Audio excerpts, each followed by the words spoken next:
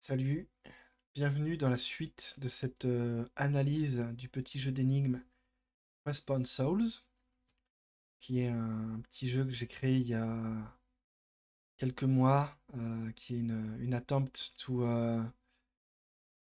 reproduire Dark Souls mais en jeu d'énigmes. Donc j'en parle dans la vidéo précédente si vous ne l'avez pas vue.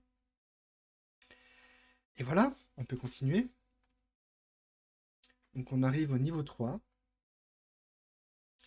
Donc on a déjà vu que notre petit personnage se protège grâce au bouclier et peut attaquer avec son épée. Et pour tuer des ennemis, ici des squelettes, il doit arriver en face d'eux et pas sur le côté, sinon il n'est pas protégé par son bouclier et il meurt.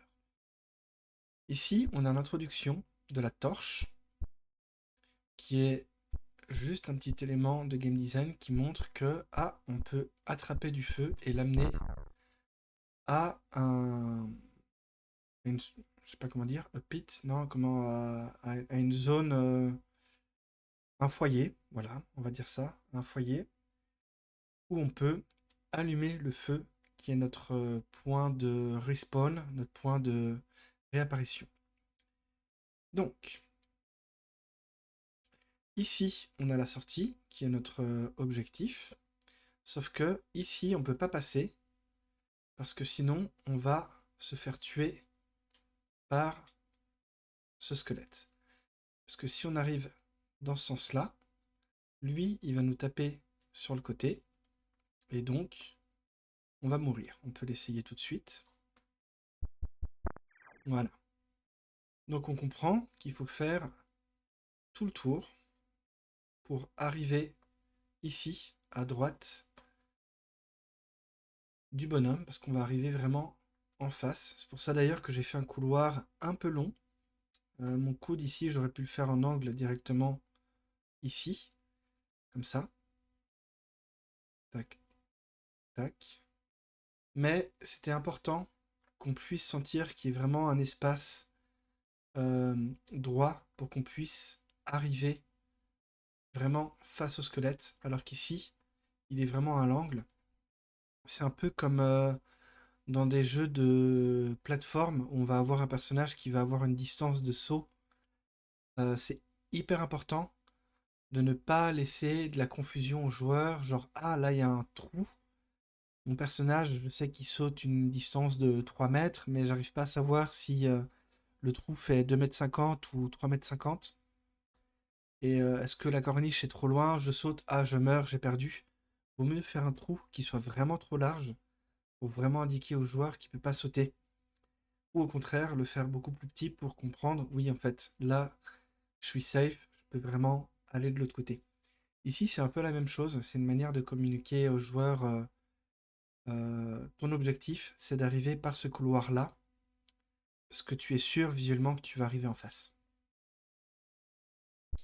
Donc on fait le tour, on arrive ici en face de lui.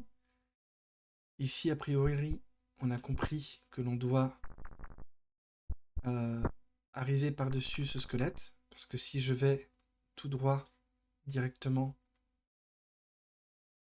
je vais arriver sur le côté. Donc si j'arrive sur le côté, je meurs et je réapparais.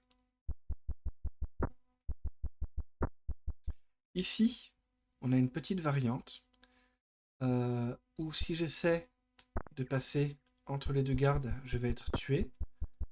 Donc c'est un peu comme si on avait dans cette zone, ici, un mini puzzle où chaque room, chaque pièce va être une variante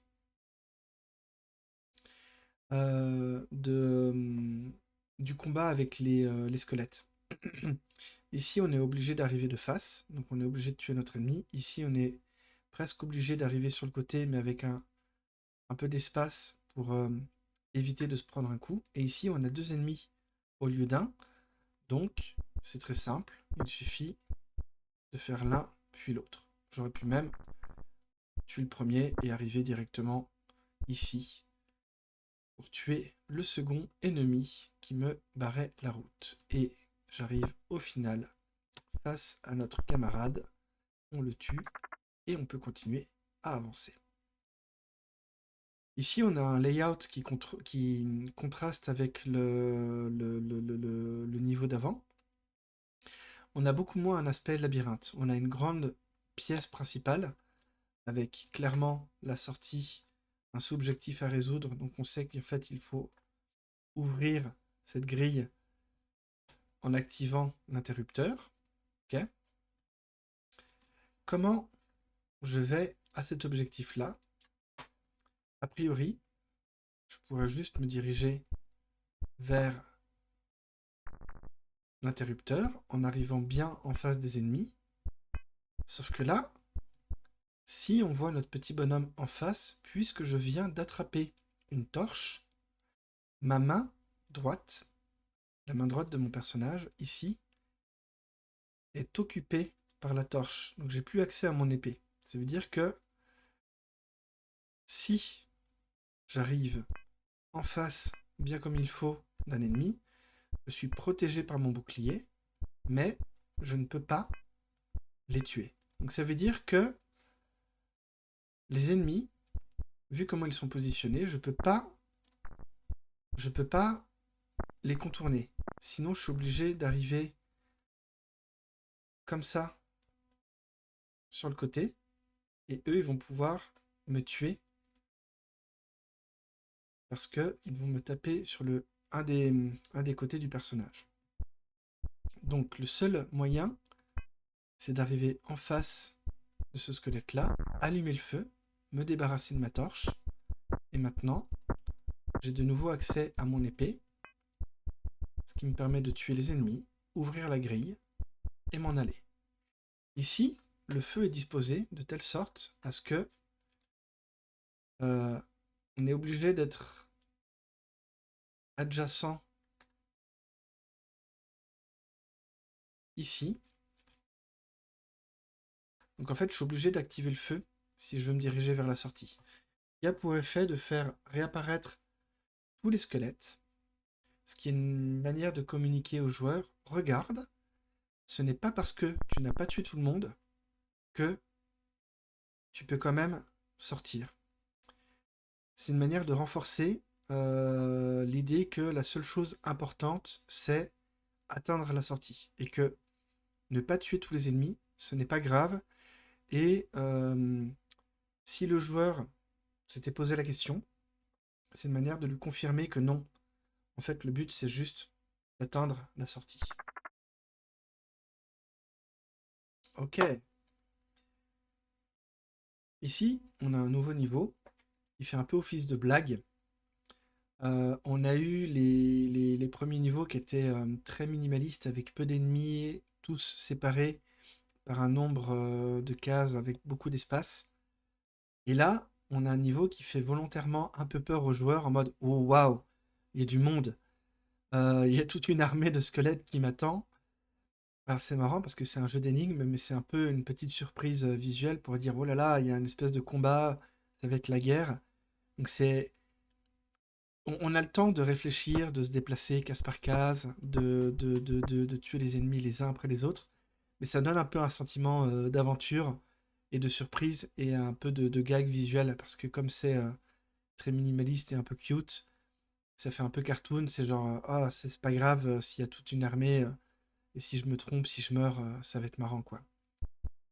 Donc vu que j'ai tué les 4 ennemis de la première room, souvent les joueurs vont aller ici pour essayer de tuer tout le monde.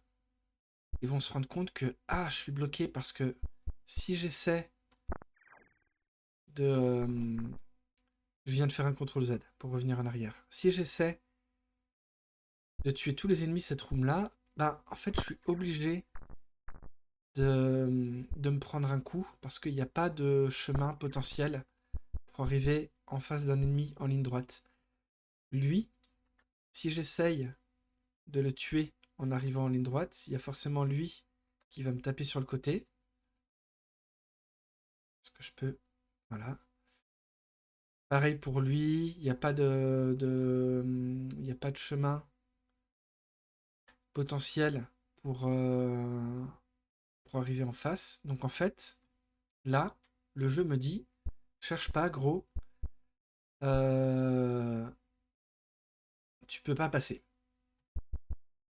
Donc, on est obligé de faire réapparaître les ennemis en nous dirigeant vers l'interrupteur, car l'on passe à côté du feu. Ici, il y a cet ennemi-là qui nous indique que ce tile est inaccessible, donc on ne peut pas non plus passer par là pour aller vers la sortie. Donc on comprend bien qu'il faut faire tout le tour. Et maintenant, il y a un petit piège pour le joueur.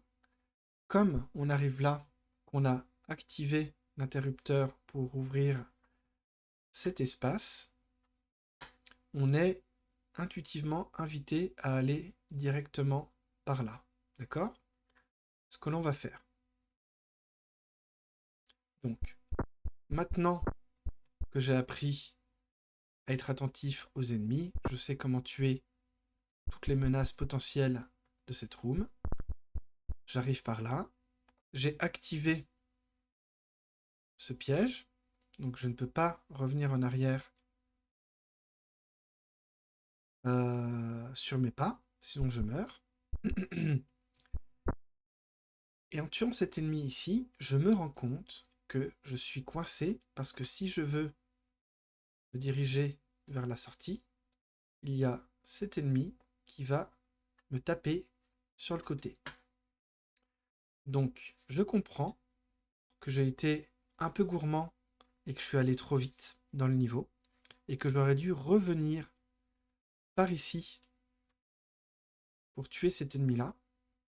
Sauf que je suis coincé parce que si je veux revenir en arrière, je ne peux pas, je suis obligé de mourir.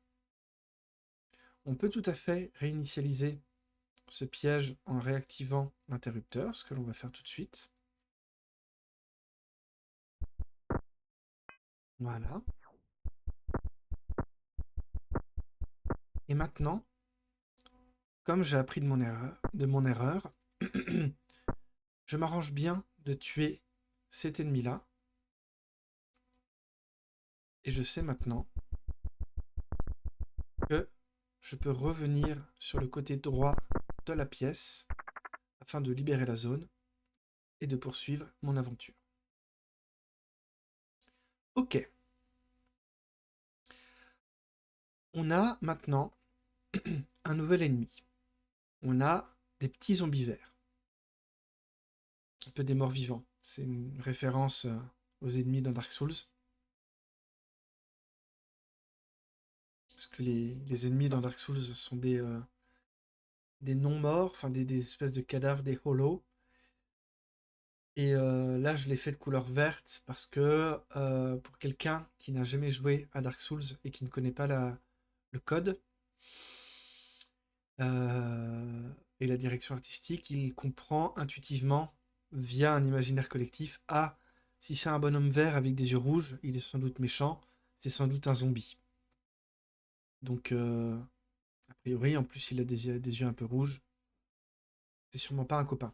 Mais pour le moment, j'en sais trop rien.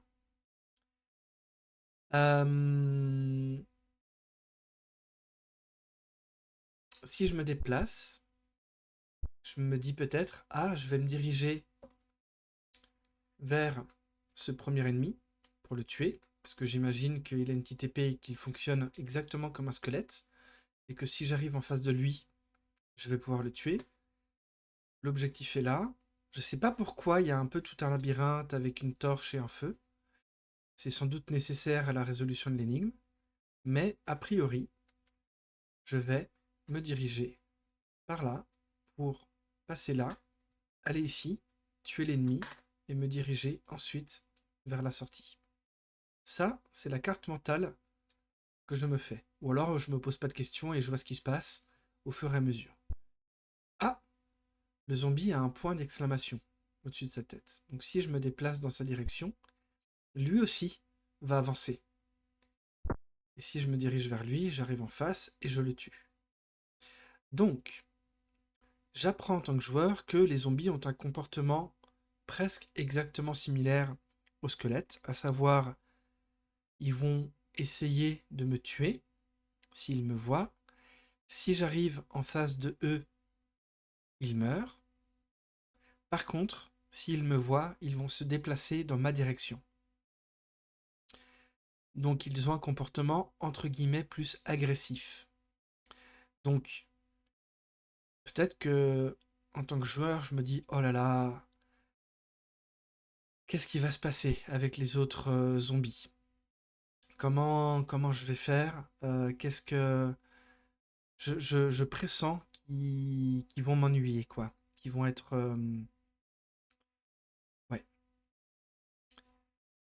Euh, Donc si je me dirige vers la torche puis vers l'interrupteur, je vois que je ne peux pas tuer ce zombie, et si j'essaie de le fuir, il va me donner un coup dans le dos parce qu'il me suit. Donc je fais des CTRL Z. Je vais me diriger directement vers l'interrupteur. Je continue mon chemin. Vu que j'ai la torche dans la main, je ne peux pas tuer ce zombie. Donc je l'évite, je fais le tour. Comme j'ai ouvert la grille sur la gauche, eh bien, j'essaie de m'y diriger, mais vu que je ne peux pas attaquer ce zombie-là, et qu'il est sur mon chemin, je dois le contourner, car je suis dans l'incapacité de le tuer. J'allume le feu, je libère donc ma main de la torche pour de nouveau avoir mon épée. Je tue les ennemis qui étaient ici, et donc j'ai fait tout le tour du niveau.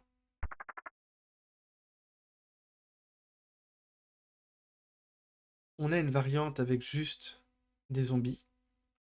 Donc là c'est rigolo parce qu'il y a moins d'éléments, il y a moins d'entités, d'items. Il y a juste un aspect un peu labyrinthique, avec un trou.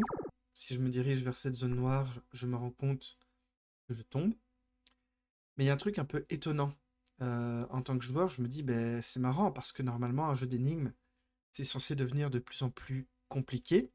Donc inconsciemment, je peux associer le côté compliqué et complexe au nombre des éléments interactifs présents dans le niveau. Donc je devrais m'attendre à avoir de nouvelles choses ou plus d'items que j'ai déjà rencontrés pour jouer avec. Et en fait, euh, ici, il y en a moins. Donc on se dit, c'est étonnant. A priori, le niveau va être plus facile. Mais en fait, ce niveau-là, son intention, c'est de montrer aux joueurs que l'on peut utiliser le déplacement des zombies à notre avantage. Donc, si je dessine, on a la sortie qui est accessible par le chemin. Donc a priori, j'ai envie de faire ça. Ok. Qu'est-ce qui se passe si je me dirige vers la droite?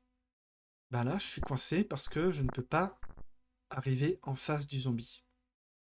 Et je ne peux pas non plus aller par ici parce que ce zombie-là va me tuer, ici. Par contre, je m'aperçois qu'ici, j'ai une zone un peu safe, où il n'y a pas de trou. Et si je me dirige dessus, le zombie ici, qui est à droite sur la même ligne, me voit, parce qu'il n'y a pas de mur qui obstrue son champ de vision. Et donc, si je me déplace, si je fais des petits mouvements gauche-droite, il va essayer de se diriger vers moi, jusqu'à tomber dans le trou. Donc ça, c'est une manière de montrer que l'IA des ennemis, elle est un petit peu bête. C'est un peu comme des robots qui réfléchissent pas, qui sont juste sanguinaires, et dès qu'ils voient un ennemi, ils courent vers eux sans se poser de questions, quitte à pas voir ce qu'il y a sous leurs pieds et tomber dans le vide. Ils sont volontairement un peu bêtes parce que, vu qu'on introduit cette mécanique du jeu, l'important est de montrer aux joueurs que l'on peut utiliser l'IA des ennemis à notre avantage, et que cette IA est volontairement simple, parce que la complexité du jeu ne réside pas dans la compréhension des règles, mais dans leur combinaison avec d'autres items. Le fait que les zombies soient un peu bêtes, ça peut paraître un défaut, peut-être que ce l'est, mais c'est une intention de game design où, pour le moment, on se dit tiens, c'est rigolo, Euh, c'est pas si difficile. Je peux donc mener tous les zombies à se suicider. Donc c'est finalement assez simple. Sauf que là où ça va devenir intéressant, ça va être dans la combinaison de zombies et d'autres choses plus tard dans le jeu, qui va faire que c'est la combinaison de ces éléments ensemble qui rendent les énigmes riches et complexes. Ici, j'aurais pu faire un niveau qui combine un squelette et un zombie, mais j'avais envie de refaire une petite respiration et de revenir avec juste un squelette. D'ailleurs, ce niveau pourrait être plus tôt. Mais peu importe. L'intention de ce niveau, c'est d'inviter le joueur à réfléchir autour de la notion de réapparition. Donc on a juste un petit squelette qui ne se déplace pas, qui nous invite intuitivement à se débarrasser de lui, parce qu'on a envie d'éliminer toute menace et donc toute charge mentale qui viendrait obstruer le niveau. Donc du coup, cet ennemi, il est juste là pour inviter le joueur à se déplacer à gauche et aller vers la torche. Et une fois qu'on a la torche en main, on peut commencer à se poser des questions. On aurait pu le faire avant, mais comme je sais que le joueur commence à avoir des automatismes et qu'il a envie de tuer les ennemis, puisque c'est ce qu'il a fait jusqu'à maintenant, et il y a un truc inconscient de tuer ennemi égale progression, ben, c'est une invitation à avoir un sentiment de progression et à aller ici. Donc maintenant que j'ai cette torche en main, je sais que la sortie est là, je suis bloqué par cette herse que je peux activer par ce levier, mais j'ai aussi deux foyers et que je vais devoir choisir quel foyer activer si je veux aller vers la sortie. Donc si je ne réfléchis pas, je me dirige vers l'interrupteur, sauf que j'ai activé une plaque qui me tue, et vu qu'il n'y a pas de feu actif dans le niveau, je suis mort. Je peux recommencer le niveau et me diriger vers le feu le plus proche, ici ou là, pour me faire un point de réapparition. Alors, je ne peux pas revenir à gauche parce que sinon j'active le piège, donc je peux faire tout le tour afin de me diriger vers l'interrupteur, me tuer, réapparaître. Sauf que le niveau est conçu de telle sorte à ce que si on réapparaît à ce feu que l'on a préalablement activé, je suis forcément entouré de deux pièges que j'ai activés. Et ce, quelle que soit ma stratégie. Je peux recommencer le niveau.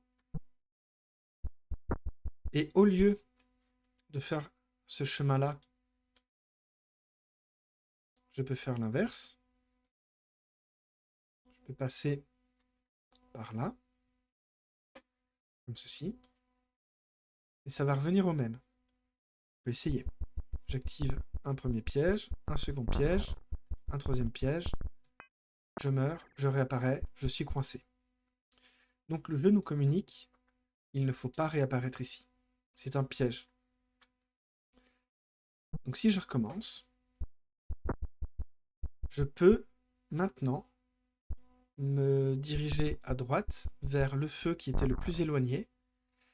Et vu qu'il est loin spatialement là où j'ai récupéré la torche, c'est pas le foyer où je vais me diriger le plus naturellement. Donc le layout du niveau est conçu pour inviter le joueur à prendre la mauvaise décision en premier et à se tromper, et donc à prendre de son erreur. Et maintenant qu'on est ici, que l'on a activé ce feu, je peux retourner à l'interrupteur, mourir, mais réapparaître directement au feu en haut à droite et finir le niveau.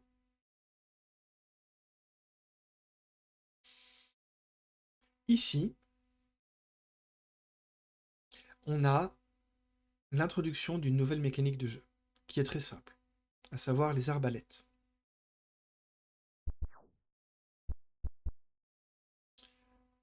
Je ne sais plus pourquoi j'ai positionné ce feu ici, c'est juste pour avoir un checkpoint naturel. Ok.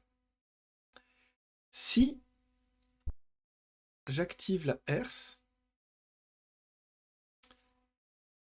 je vois que l'arbalète ici s'active. Mais elle m'a pas tout de suite tiré dans le dos. Elle aurait pu.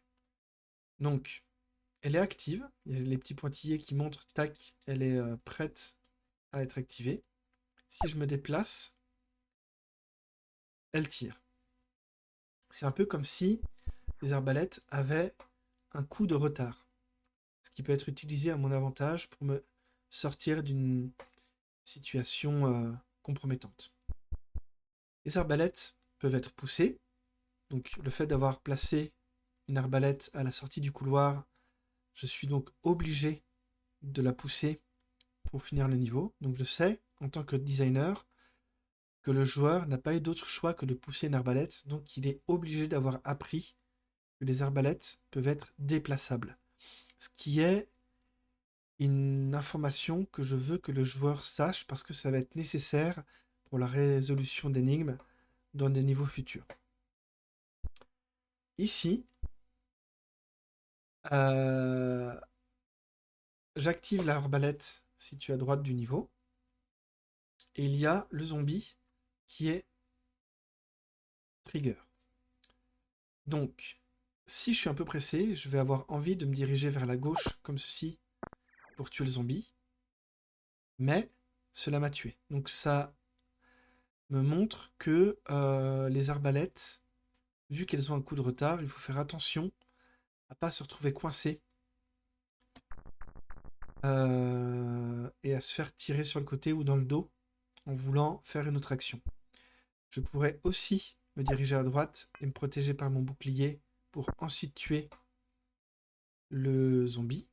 Ou bien, si je fais des CTRL Z, juste faire un pas en arrière une fois l'arbalète activée. Comme ça, le zombie, même s'il s'est déplacé dans ma direction, se prend un coup d'arbalète et meurt.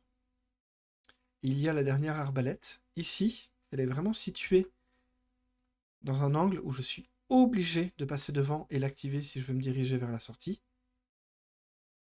Et c'est une manière pour moi en tant que designer d'être sûr que si le joueur fait ça, il se prend une flèche et que si il fait ça, il évite de se prendre un tir et a bien compris que les arbalètes ont une sorte de coup de retard dans la suite d'action.